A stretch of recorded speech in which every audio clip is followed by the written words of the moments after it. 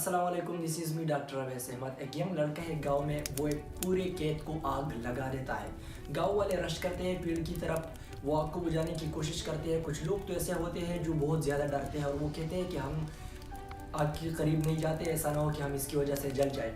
लेकिन जिस शख्स ने आग लगा दी वो क्या करता है, एक तो वो साइड पे बैठा है, आग को बुझाने की कोशिश नहीं करता। दूसरी बात ये है कि वो आग को एंजॉय कर रहा है, वो आग के सीन को भी एंजॉय कर रहा है और उसके बाद जो टर्मेट्स होता है वो सारी चीज़ों को एंजॉय करता है। असल में इस लड़के को एक जहनी बीमारी है जिसको कहते हैं पायरोमेनिया। पायरोमेनिया के जो पेशेंट होते हैं वो खुद को कंट्रोल नहीं कर सकते इस एक्ट से। अगर उसके जहन में ये स्टिम्युलस आ गया, ये सोच आ गया, ये ट्रिगर आ गई कि आपने इस चीज़ को आग लगाना है, तो फिर वो खुद को कंट्रोल नहीं कर सकता, वो अपने इमोशंस पे कंट्रोल नहीं कर सकता और जाएगा उस चीज़ को आग लगाएगा। आखिरकार पायरोमेनिया होता क्यों है? पायरोमेनिया वमेन में ज़्यादा होता है या पायरोमेनिया मेन में ज़्यादा होता है? एक दूसरी टर्मिनोलॉजी है जिसको कहते हैं आर्सन। आर्सन के लोग भी आग लगाते हैं। आर्सन और पायरोमेनिया में हम कैसे परख करेंगे? हमें कैसे पता लगेगा कि शख्स किसी पर्पस के लिए काम कर रहा है या ये एक्चुअली पायरोमेनिया का पेशेंट है और इसका ट्रीटमेंट क्या है? इन सारी चीज़ों को जानने के लिए वीडियो को आखिर तक देखें। पायरोमेनिया वाले पेशेंट खुद को कंट्रोल नहीं कर सकते, अपने इमोशंस को कंट्रोल नहीं कर सकते। वो जाते हैं और पहले तो आग को लगा देते हैं। उसके लिए पहले प्लानिंग भी करते हैं, चुपके से आग को लगाते हैं, फिर साइड पे बैठ के लोगों के साथ एक्टिवली बातें भी करता है, लेकिन आग को बुझाने की कोशिश नहीं करता क्योंकि ये उसके लिए एक फैंटेसी है। वो आग को एंजॉय करता है और आग के बाद जो आफ्टरमैथ्स होता है उन सारी चीज़ों को एंजॉय करता है। अगर आप पायरोमेनिया के पेशेंट से पूछिए कि ये आप क्यों कर रहे हैं, तो उनके साथ कोई पर्पस नहीं होता, वो किसी मकसद के लिए नहीं करता, वो सिर्फ अपनी एंजाइटी और अपनी टेंशन को रिलीज करने के लिए ये काम करता है। अगर आप उनसे कहें कि आपने किसी को नुकसान पहुंचाने के लिए किया है तो उसका जवाब होगा नो। अगर आप उनसे कहें कि आपने किसी गेन के लिए ये काम किया है तो वो कहेगा कि मैंने किसी भी गेन के लिए ये काम नहीं किया। ये असल में ग्रीक वर्ड है जो कि कम्बिनेशन है टू वर्ड्स का। फायर का मतलब है आग और मेनिया का मतलब है मैडनेस, यानी आग का पागलपन। हिस्ट्री में फॉर द फर्स्ट टाइम 1838 को एक शख्स था जिसका नाम था जीन एस्क्वेरेल। उन्होंने पायरोमेनिया को एक एक डॉक्टर था, उन्होंने पायरोमेनिया को एक इम्पल्स डिसऑर्डर के तौर पर क्लासीफाई कर दिया कि ये असल में एक इम्पल्स डिसऑर्डर है जिसमें एक शख्स अपने इमोशंस को और अपने इररेजिस्टिबल फीलिंग्स को कंट्रोल नहीं कर सकता। पायरोमेनिया वुमेन में ज़्यादा होता है या ये मेन में ज़्यादा होता है? आग लगाने ये एक मेल डोमिनेंट बिहेवियर है और मेजॉरिटी केसेस जो पायरोमेनिया के होते हैं वो आदमियों में होते हैं। 2/3 केसेस रिसर्च के मुताबिक ये आदमियों में होते हैं और 1/3 सिर्फ वुमेन्स में होते हैं। पायरोमेनिया ना सिर्फ बड़ों में होती है बल्कि बच्चों में भी पायरोमेनिया हो सकती है। रिसर्च के मुताबिक 60% वो लोग जो आग लगाते हैं, जो पायरोमेनिया के पेशेंट होते हैं, वो बच्चे होते हैं। उनकी एज 15 साल से कम होती है। वीडियो के स्टार्ट में मैंने आप लोगों को बताया कि एक और टर्मिनोलॉजी है जिसको कहते हैं आर्सन। आर्सन वाले लोग भी आग लगाते हैं और पायरोमेनिया वाले लोग भी आग लगाते हैं, लेकिन डिफरेंस क्या है इन दोनों में? जो आर्सन है वो क्राइम होता है, वो आग लगाता है एक खास पर्पस के लिए। फॉर एग्जाम्पल उसका पर्पस ये है कि मैं इस शख्स को नुकसान पहुंचाऊँ, इसकी प्रॉपर्टी को डैमेज करूँ या किसी शख्स को हार्म करूँ, तो उसके लिए आर्सन वाले लोग आग लगाते हैं। लेकिन जो पायरोमेनिया के पेशेंट होते हैं ये कि बगैर किसी पर्पस, बगैर किसी मोटो, बगैर किसी ड्राइव के आग लगा देते हैं, सिर्फ एंजाइटी और अपनी टेंशन को ख़त्म करने के लिए।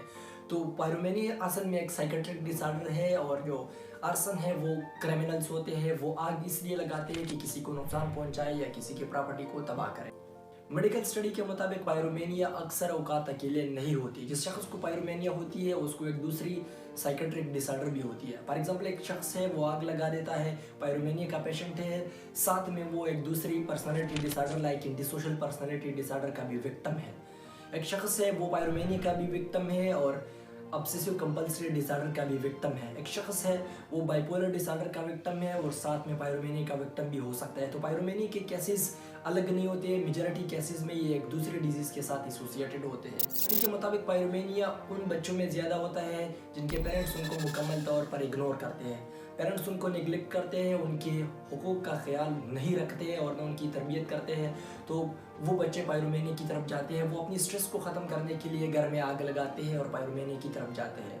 अगर एक बच्चा है उसके साथ बचपन में सेक्सुअल अब्यूज़ का केस हो गया तो बच्चा भी पायरोमेनिया की तरफ जा सकता है। स्टडी के मुताबिक वो लोग जो हार्श पेरेंटिंग के विक्टिम्स होते हैं, यानी उनके वालिदैन उनको बहुत ज़्यादा मारते हैं, उन पर बहुत ज़्यादा जुल्म करते हैं, उन पे सिरे से रहम नहीं खाते, तो ऐसे लोग भी पायरोमेनिया की तरफ जा सकते हैं। और रिसर्च के मुताबिक वो लोग जो एडिक्टिव होते हैं, वो पेरेंट्स जो एडिक्टिव होते हैं, किसी नशे में मुब्तला होते हैं, तो उनके बच्चों में भी पायरोमेनिया हो सकती है, क्योंकि वो बच्चों को मुकम्मल तौर पर इग्नोर और नेगलेक्ट करता है। तो उसके बच्चे स्ट्रेस से निकलने के लिए पायरोमेनिया की एक्टिविटीज़ को परफॉर्म करते हैं। आप लोगों के जहन में एक सवाल होगा कि पायरोमेनिया की बात तो आपने की, जो आग को एंजॉय करते हैं, क्या दुनिया में ऐसे लोग भी हैं जो आग से बहुत ज़्यादा डरते हैं? यकीनन दुनिया में ऐसे लोग हैं जो आग से बहुत ज़्यादा डरते हैं। वो न तो आग को देख सकते हैं और ना आग के करीब जा सकते हैं। ये पायरोमेनिया के अपोजिट है। इसके लिए एक टर्मिनोलॉजी यूज़ होती है मेडिकल के लैंग्वेज में, और वो टर्मिनोलॉजी है पायरोफोबिया की। ये भी एक ग्रीक वर्ड है। पायर का मतलब है आग और फोबिया का मतलब है डर, यानी इन लोगों को आग से बहुत ज़्यादा डर लगता है। जो असल सवाल है वो ये है कि क्या पायरोमेनिया का इलाज पॉसिबल है? पायरोमेनिया का इलाज पॉसिबल है, और पायरोमेनिया की ऐसे केसेस रिपोर्ट की गई है कि वो मुकम्मल तौर पर ठीक हो गए थे, फिर उसके बाद उन्होंने आग नहीं लगा दी। तो पायरोमेनिया के लिए डॉक्टर क्या करते हैं? पायरोमेनिया के पेशेंट के जहन में इम्बैलेंस होता है डोपामिन का।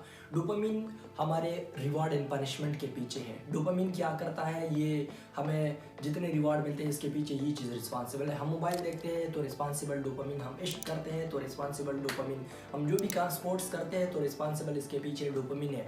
तो इस बीमारी में केमिकल इम्बैलेंस आ जाता है, डोपामिन का इम्बैलेंस आ जाता है। तो डॉक्टर्स उसको ठीक करने के लिए मुख्तलिफ़ किस्म की दवाइयाँ देते हैं। एक क्लास ऑफ मेडिसिन है जिसको कहते हैं एसिसाराई। ये सिर्फ डॉक्टर्स के लिए, वो एसिसाराई देते हैं ताकि उनकी एंजाइटी और डिप्रेशन ख़त्म हो जाए और वो फिर पायरोमेनिया की तरफ ना जाए। वो एंटीसीजल मेडिकेशन भी दे सकते हैं और साथ में लिथियम के मेडिसिन भी दे सकते हैं। लेकिन इलाज में जो असल पॉइंट है वो ये है कि हमने पता लगाना है कि आखिरकार काज क्या है कि ये बच्चा पायरोमेनिया की तरफ जाता है। तो काज को पहले फाइंड करें, फिर काज को एलिमिनेट करके आप इस बीमारी को ट्रीट कर सकते हैं। फॉर एग्जांपल, एक बच्चा है वो ओसीडी का पेशेंट है, उसको ऑब्सेसिव कंपल्सिव डिसऑर्डर है। एक दूसरा शख्स है उसको attention deficit hyper active disorder है। एक तीसरा शख्स है उसको एंटी सोशल पर्सनैलिटी डिसऑर्डर है। तो आपने पहले उस काज को एलिमिनेट करना है, उसके लिए ट्रीटमेंट करना है, तो फिर आप पायरोमेनिया का इजीली ट्रीटमेंट कर सकते हैं। खासा अगर आपके फैमिली में पायरोमेनिया का पेशेंट है तो आपको क्या करना चाहिए? पहला काम जो आपने करना है वो आपने किसी साइकियाट्रिस्ट के पास इसको ले जाना है, खुद से ट्रीटमेंट नहीं करनी। दूसरी बात यह है कि आपने उसकी पास्ट हिस्ट्री साइकियाट्रिस्ट को बतानी है कि इसने क्या क्या काम किए हैं और विदाउट एनी पर्पस किए हैं।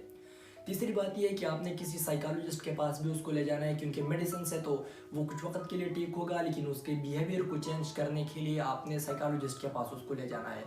ये बिहेवियर नॉर्मल बिहेवियर नहीं है, इसको चेंज सिर्फ साइकोथेरेपी के ज़रिए से और सीबीटी के ज़रिए से कर सकते हैं, या डीबीटी के ज़रिए से या एमबीटी के ज़रिए से। जो भी थेरेपी हो उसके ज़रिए से साइकोलॉजिस्ट इसकी बिहेवियर को चेंज करेगा। इसके साथ साथ फैमिली ट्रेनिंग भी होना चाहिए ताकि वो बच्चे की अच्छी तरबियत करे और उस पे ख़ास नज़र रखे। इसके साथ साथ फैमिली वालों को चाहिए कि वो एक सेफ्टी प्लान बनाए, जो जिन चीज़ों से आग लगता है तो वो इस बच्चे की पहुंच से दूर रखे या इस शख्स के पहुंच से दूर रखे, ताकि वो ऐसा ना हो कि पूरे घर को बर्बाद करे। थैंक यू सो मच, जज़ाकल्लाह।